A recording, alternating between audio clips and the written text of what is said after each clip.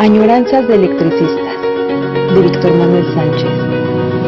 La historia de los electricistas nos permite encontrar una trayectoria política de su presente.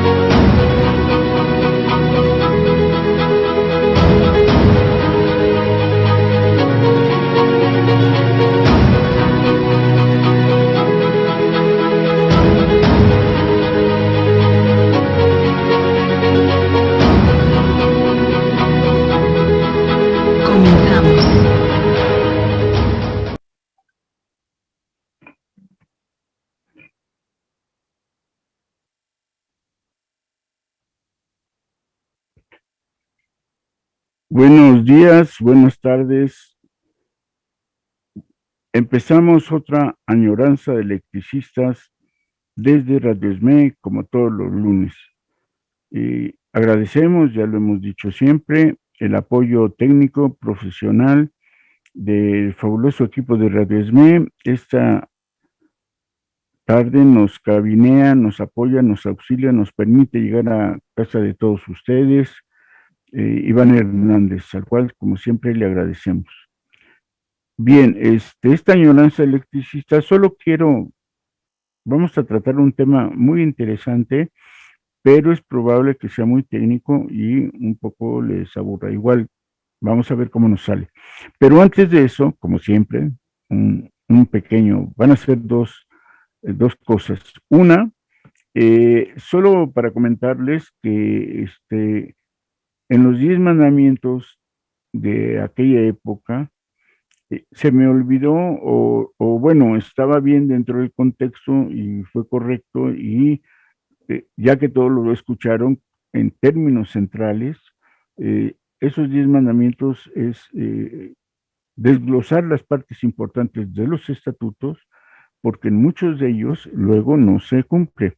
El más interesante, que creo que en términos generales y particulares, por desgracia no se ha cumplido, es esa capacidad de desarrollarse, de criticar, de que todos tenemos derecho a poder desarrollar y obligación, por supuesto, una capacitación interior, al interior de nuestros departamentos y nuestros grupos, para estar al día de la política nacional, de la información económica, por ejemplo, hay un punto que generalmente solo se toca como deber y tarea está en los estatutos desde siempre, pero quedó ya claro y ahí sirve para otra aclaración. Ahora no solo son 2 asambleas ordinarias, sino hay una tercera que se llama presupuesto. La asamblea presupuestal, esa ya quedó como asamblea también ordinaria, digamos, ya son 3, y no se puede tocar otro tema más que ese.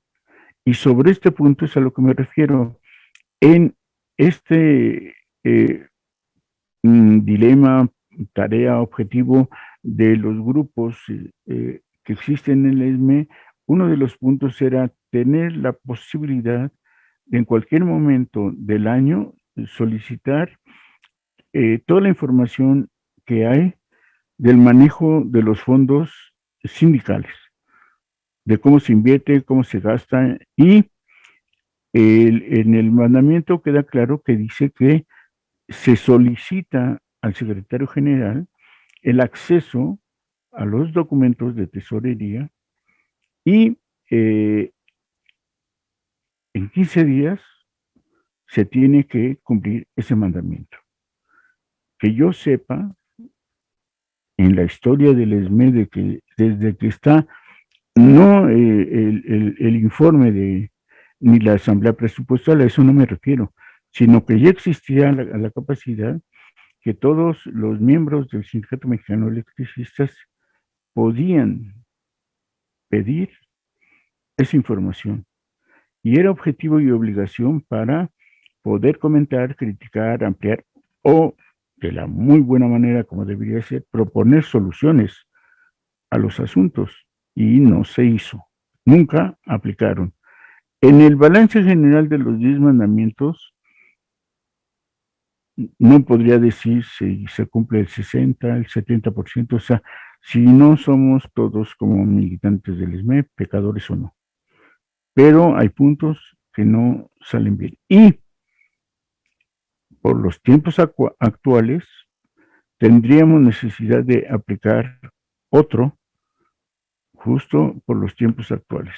¿Cómo se define y cómo se practica el, llamaríamos, en términos generales está, el respeto a los compañeros, impulsarlos para que se preparen y se puede entender que es genérico, que todos debemos saber si un compañero está violando los estatutos o por el contrario, a él o sobre él le ejercen de alguna manera una presión donde no se cumplan, hay que apoyarlo.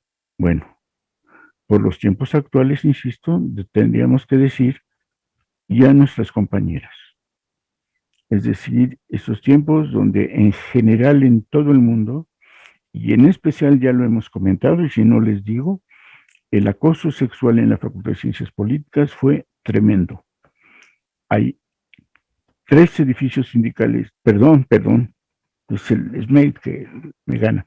Hay 3 edificios de salones en la facultad de 3 pisos cada uno. Y todos los pasillos donde hay 10 salones, que les da cuenta de qué tamaño son los pasillos de la facultad y los edificios, en los pasillos de los salones pusieron fotografías tamaño fotocopia de todos los profesores y alumnos que venían acosando a las alumnas especialmente. Es un impacto tremendo. El movimiento feminista en la facultad para evitar el acoso y la violencia contra las alumnas, con todo derecho y todos mis respetos hacia las compañeras estudiantes, merecía tratarse de la manera como se estuvo tratando. Este punto, les digo, existe en el estatuto porque se habla genéricamente del obrero. No hay, es como cuando también se creía o se pensaba que había que crear, y yo discutí mucho con compañeras, que se tenía que crear una Secretaría Especial de Mujeres, y no es cierto. Yo les discutía lo siguiente: el estatuto es genérico, no habla de géneros, no es para hombres solamente o solo unas carteras para mujeres. Y yo les decía, ¿para qué crear una Secretaría de Mujeres si lo que tienen la posibilidad es de llegar a cualquier cargo, a cualquiera? Eso es muy importante en el estatuto del sindicato y debimos haber señalado en esos 10 mandamientos este punto. Tan es así que cualquiera puede llegar, que en varias divisiones sindicales hubo mujeres destacadísimas que ocuparon la subsecretaría general. Recuerdo Pachuca por el momento, Juan Do, a la que ahorita me viene a la cabeza a la compañera Minerva, que llegó a ocupar el cargo de secretaria general allí en Juan Do. Pachuca dije, creo que sí, y Juan Do, El Oro, y creo que Toluca. En el camino fueron ocupando varios cargos, bueno, la Secretaría General en varias divisiones, y efectivamente en el ESME, no sé por qué circunstancia, pero también se llegó a ocupar, y supongo que por este desvío de una cartera para mujeres, las primeras secretarias que estuvieron en el Comité Central fueron de Actas y Acuerdos. Pero bueno, de todos modos, lo que indica es que los puestos no están eh, siendo destacados para un género y que todas las mujeres, como ya quedó demostrado en los tiempos recientes, ¿no? Sí, sin embargo, los tiempos actuales ameritaran una causa especial de fijarse, de estudiarse y comentarse. Bien, este punto debió haber estado, y obvio está presente, se siguen manifestando mucho las mujeres. Me acordé precisamente porque el 8 de marzo del año pasado y el 8 de marzo de ahora ha sido declaradamente no solo el Día de la Mujer, que por cierto ahí ya está muy desviado el asunto, eh, porque se llega al exceso de tratarlo como si fuera 10 de mayo. Y la característica principal del 8 de mayo es mujeres trabajadores luchando. Ese es el punto. Y por tanto hay que recordar, tener a la palestra cuáles mujeres, y en el caso, por ejemplo, del SME puede ser, cuáles mujeres han sido destacadas, destacadísimas militantes sindicales que han batallado por el propio SME. Un ejemplo, Esperanza Limón. Seguramente que muchos de ustedes no conocieron, no han oído hablar de Esperanza Limón. Pues de una vez va la propuesta. Para el año que entra hay que destacar la labor de Esperanza Limón. Y si nos ponemos para darle coba a ya saben quién, hablar de la compañera secretaria general de la División Juandó, que ya mencioné. Esto deberíamos de hacerlo los 8 más. Se me pasó por los tiempos un tema que se me fue atrasando. Ahora con los 10 mandamientos debía haber mencionado esto, no lo hice. Bien, en fin, queda pues ahí registrado. El punto de ahora, no sé cómo decir, un poco despacio, empezamos de nuevo. El punto de ahora es un tema muy, muy interesante. Vamos a hablar de la materia de la zona de trabajo, ¿no? Es muy probable que todo el mundo sepa que siempre se está aclarando, discutiendo, justo mucho de las demandas de ahora es el convenio de zonas, ¿no? Y en este terreno, un día, si quieren, eh, podríamos delimitar y ver el contexto en que se dio el convenio de zonas. Las discusiones que se dieron fueron tremendas, tuvieron que haber 6 asambleas extraordinarias, donde era cosa curiosa, cada una de ellas resultaba que había una nueva propuesta de convenio. Y se alegaba, discutía. Otra nueva convenio, otra nueva asamblea extraordinaria y otra nueva discusión. En fin, luego lo vemos. Solo quiero relatarles justo el convenio de zonas que se crea precisamente después de la nacionalización para que quedara clara, precisa la materia y zonas de trabajo. Y entonces lo vamos a ver, se fue pues en la contratación en la reducción de contrato de 1960, obviamente, como ustedes saben, fue el año de la nacionalización, muy, muy fuerte, muy acalorado, con todas las consideraciones previas de pensar desde el Sindicato Mexicano de Electricistas que a partir de la nacionalización para el ESME venía una época, un momento súper brillante, súper claro, sin nada de confusiones, porque ya la empresa estaba nacionalizada. Imagínense qué tan extranjera o tantos intereses extranjeros gringos, aunque todos sabemos que es británica y canadiense, el de Mexican Light and Power Company. Todavía hasta esos años, ya la costumbre se había quitado de llamarle The Mexican Light and Power Company Limited. Pero todo el mundo, en especial los trabajadores, sabían que los jefes eran extranjeros. Por ejemplo, en estos años se está discutiendo el contrato colectivo y curiosamente el embajador de Estados Unidos, ese que está en reforma, tenía los intereses fundamentales de compañía de luz y acudía a todas las sesiones de accionistas.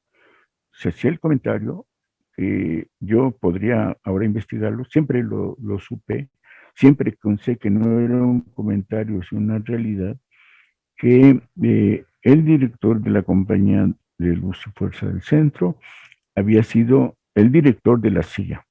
Es decir, los intereses fundamentales de la empresa estaban vinculados directamente con los gobiernos y Estado yanqui, donde era de importancia que justamente quien había sido director de la CIA lo ponen también en, de director de la Compañía de Luz y Fuerza del Centro. Y por tanto, la Compañía de Luz y Fuerza del Centro era una de las empresas en la industria más estratégica del país, de mucho interés, por supuesto, estratégico para los extranjeros. La nacionalización, que un día trataremos también en la añoranza, tiene sus bemoles, ¿no? Sí fue impactante, obviamente no se puede comparar la, la, el ambiente, la política, la movilización, no solo de trabajadores, sino eminentemente de todo el pueblo mexicano, con la expropiación petrolera. Eran otros tiempos, otras circunstancias, pero bueno, llegó la nacionalización y alguna vez trataremos, ¿sí?, desmenuzando este proceso de la nacionalización. Bien, antes de la década antes de llegar a la nacionalización de la industria eléctrica, era curioso porque los dos sindicatos importantes en la capital de la República, que era el Sindicato de Telefonistas y el ESME, coincidían en el vencimiento de sus contratos colectivos y propiamente la revisión contractual se hacía unidos. Y la movilización de uno influía en la otra, o al revés, telefonistas influía en lo que sucedía en la revisión de contrato del ESME, o el ESME influía en la revisión de contrato de telefonistas. Justo por esta relación tan complicada, porque eran dos sindicatos nacionalistas, necesariamente nacionalistas, porque combatían empresas extranjeras. El gobierno, a su vez, tenía, queriendo o no, que apoyar las demandas ante la presión de las empresas extranjeras. Entonces, conforme se fueron dando, que ya hoy todo lo hemos descubierto gracias a los últimos gobiernos de 30 años neoliberales, que se han convertido en las atrocidades, las vejaciones y la entrega de la patria por los neoliberales, que bueno, es probable que hoy se comprenda muy fácil lo que sucedía en las revisiones contractuales entre la empresa telefónica de aquel tiempo extranjera y la empresa extranjera de la compañía. Entonces las contractuales eran muy, muy interesantes y dependían, por supuesto, de la dinámica de los comités que ocupaban en cada uno de los dos sindicatos. Bien, en 1960 se viene la revisión contractual y, por supuesto, ya detallaremos. Entonces, solo vamos a leerles el punto que se llama Anexo 2. Anexo número 2, a que se refiere la cláusula número 15 del contrato colectivo de trabajo vigente a partir del día 16 de marzo de 1960. Un comentario les he de señalar: en el archivo del ESME, cuando se estaba dando la discusión del convenio de zonas, yo conseguí el mapa original que se obtuvo después de la nacionalización, donde justo esto que vamos a leer se reflejaba en el mapa original y era muy interesante conocer el mapa. Hoy, pues no lo tengo a la mano, tendría que revisar mis archivos. Yo lo tenía, por si no sabían ustedes, durante un buen tiempo. Yo colaboraba en la Secretaría del Exterior como en la Secretaría de Actas, bueno, también en la Secretaría de Educación y Propaganda, pero especialmente lo que les quiero comentar es que mientras estuve teniendo, me daban una mesita, una computadora y una gaveta, tenía unos archivos ahí. Justo en los archivos que tenía ahí, tenía yo el mapa original de esto que les estoy hablando, de la zona de trabajo, de las zonas, como dice aquí, relación de las zonas en las que se consideran agrupados los trabajadores de las compañías, ubicación y delimitación de las mismas y puntos de residencia de los trabajadores. Eso dice el anexo 2, a que se refiere la cláusula 15 del contrato colectivo de trabajo y del cual vamos a hablar. Bueno, lo que quiero decirles, bueno, lo que les hacía y presumía del mapa original es que varias cosas me sustrajeron de ahí. Hoy a la fecha, tiempo después, supe realmente y tengo exactamente quién fue el que sustrajo esos documentos. Pero bueno, no lo voy a decir, ya ni modo, sucedió y punto. Y creo que no se puede remediar el asunto. Y en fin, para buena suerte nosotros ahora estamos haciendo estas añoranzas que nos permite hablar de esos documentos y lo que importa es difundirlos. Bien, zona Alameda, es la primera que aparece, ubicada en los estados de México, Morelos y Guerrero. Oigan ustedes, todo lo que abarca la zona Alameda, cuando siempre que hablamos de Alameda pensamos solo en Morelos y específicamente pensamos en un lugar justo en la Alameda. No sé si algunos han ido a la Alameda, pero desde el punto más alto de Alameda, mirando hacia abajo, porque ya que estás ahí te das cuenta que es un cerro, desde ahí se ve exactamente Cuernavaca y ahí comprendes la dimensión o exactamente la ubicación de Alameda. Está directamente vinculada con Cuernavaca. Y aquí dice que la zona Alameda está en 3 estados: Estado de México, Estado de Morelos y Estado de Guerrero. Dice así el contenido de este asunto. Esta zona, y por eso mencionaba el mapa, dice, esta zona, entre paréntesis, marcado en el plano adjunto con el número 1, y es el mapa que me robaron.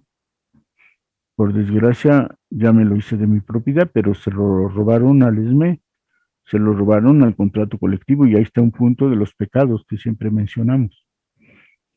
Esta zona está delimitada aproximadamente por el perímetro que comprende la central generadora de Alameda y obras hidráulicas de la misma, el territorio surtido de energía eléctrica por la línea Olivar Alameda, desde los límites del Distrito Federal hasta la central de Alameda.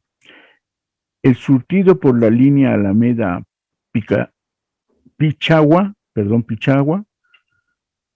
desde la central de Alameda hasta la torre número 193, y el surtido por las líneas de transmisión y distribución alimentadas por las dos citadas líneas en sus tramos especificados. Comprende los siguientes puntos de residencia de los trabajadores. Dice, están 3 columnas: puntos de residencia, estado y distrito. Bueno, Central Alameda en el Estado de México, distrito de Tenancingo. Tanque de reposo de Alameda, Estado de México, distrito de Tenancingo. Chalma en el Estado de México, distrito de Tenancingo. Santa María en México, Tenancingo. Y Las Grutas en el Estado de Guerrero y con el distrito de Iguala. Zona Cuernavaca, ubicada en los estados de Guerrero y Morelos. Esta zona, marcada en el plano adjunto con los números 2 y 2 bis, ahí está mi error, este mapa. Esta zona está limitada aproximadamente por 2 perímetros separados entre sí, que comprenden uno de ellos, número 2, la central generadora de las fuentes y obras hidráulicas de la misma. El territorio surtido de energía eléctrica por la línea Capulín-Cuernavaca, desde los límites del Distrito Federal hasta Cuernavaca, y el surtido por las líneas de transmisión y distribución alimentadas por la citada, y el otro, número 2 bis, el territorio surtido por la línea Alameda Pichagua, perdón, Pichagua, sí, desde la torre número 193 hasta Pichagua, y el surtido por las líneas de transmisión y distribución alimentadas por dicha línea en su tramo especificado, el territorio surtido por la línea Pichagua Iguala Huitzuco. Oye, es que de veras que tenemos todo por tanto lenguaje gringo que nos ponen. Resulta que con los nombres realmente mexicanos se nos dificulta este problema. Entonces la línea es Pichagua Iguala Huitzico, y es surtido por las líneas de transmisión y distribución alimentadas por dicha línea. Comprende los siguientes puntos de residencia de trabajadores.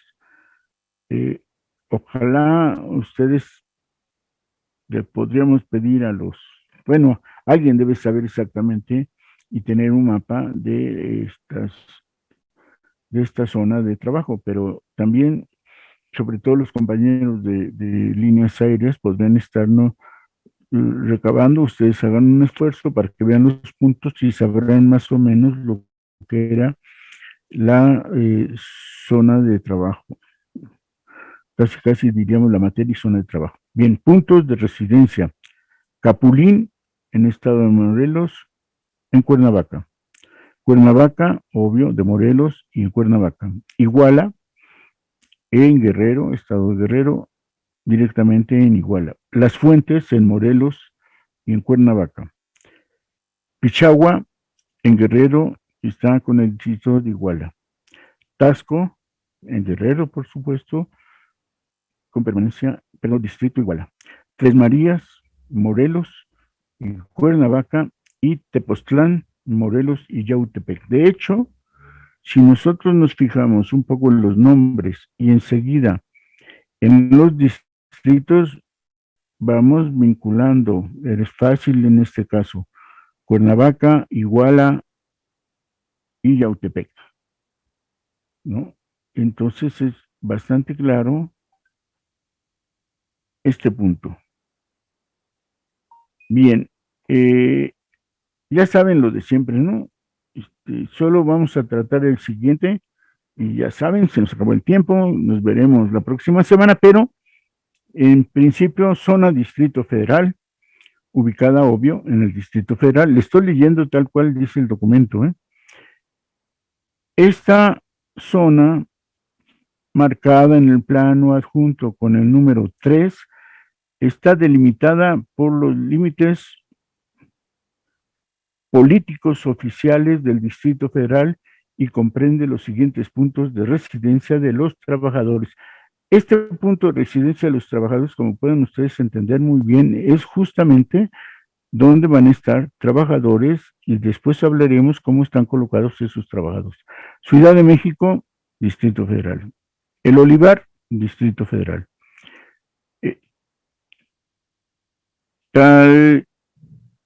Talchoaco, Distrito Federal. Xochimilco, Santa Cecilia, todo esto es Distrito Federal. Tecomil, Contreras, Milpalta, San Gregorio, Ticomán, Topilejo, Coajimalpa, San Pedro Mártir. De hecho, esta parte, como les platico, nos podría dar muy bien el marco de ir checando, y como justo en este caso dice los límites políticos oficiales, y abarca pues el conjunto y al interior, ¿no? Entonces nos va marcando un poco el derredor. Por ejemplo, sí, Ciudad de México, que es un montón, no hay por qué aclarar nada, pero ya el Olivar, Xochimilco, Santa Cecilia, Milpalta, Coajimalpa, San Pedro Mártir, es la parte exterior del Distrito Federal de la Ciudad de México, y da por sentido que esto es la zona de trabajo. Antes de terminar, les quisiera decir, y en otra ocasión tendríamos que ver este asunto, esta zona de principio es intocable para otro tipo de trabajadores y otro tipo de empresas. Y curiosamente, que nadie se lo esperaba en aquel tiempo, pero en la perspectiva histórica que nosotros vimos el problema, bueno, el asunto no era problema, descubrimos efectivamente, y el ESME lo fue viendo conforme pasaban, invasión en las zonas de trabajo. A mí en especial me sorprendió uno durante mucho tiempo. Justamente en Avenida Pacífico pusieron una subestación de la Comisión Federal de Electricidad, muy moderna, muy actualizada. Y enfrente exactamente de Avenida Pacífico, donde estaba esta de CFE, estaba la original de mucho tiempo antes atrás, de Avenida Pacífico, y conectaba con la División del Norte, con la Avenida División del Norte. Pegada, y tuvo la fortuna esa casa, pegada a la del CFE, estaba la casa de mis tíos, muy queridos, que siempre los visité y que por fortuna señalaron que solo les quitaron 2 metros de su terreno, pero la CFE les pudo haber arrebatado toda su casa. Primero por la agresión a los familiares, y con el tiempo me di cuenta de esta invasión, es decir, veías de un lado de Pacífico la supermoderna y compleja y bonita, ¿por qué no decirlo? De modo hay que decirlo,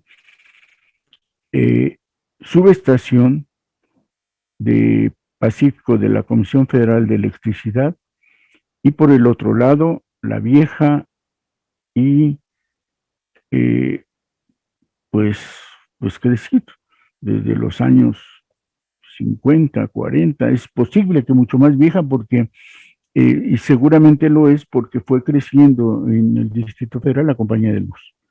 Entonces, la invasión de zonas fue uno de los sucesos que empezaron a ocurrir precisamente desde la misma nacionalización de la industria eléctrica.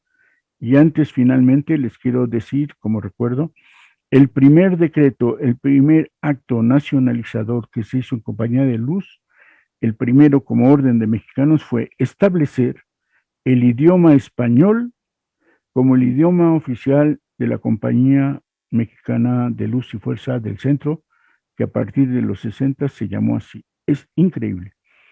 Eso significa que en muchas oficinas, y especialmente los documentos más generales surgidos de la dirección de la Compañía de Luz, se hacían en inglés.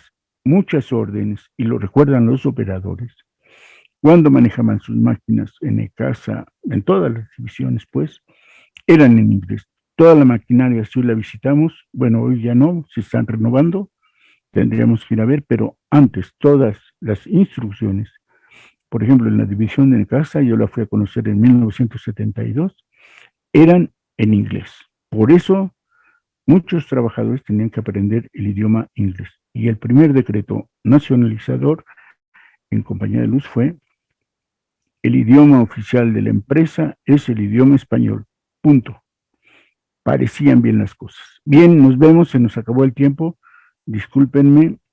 Seguimos con el convenio, con las zonas de trabajo que se establecieron en 1960 para recordar y tener en mente justo lo que se está demandando por estas épocas. Nos vemos, me dio mucho gusto, espero les haya gustado, estén al pendiente la próxima añoranza de electricistas, allá donde el tiempo y el espacio les permita contemplarnos. Denle like, ojalá les guste y seguimos. Hasta pronto en otra añoranza de electricistas.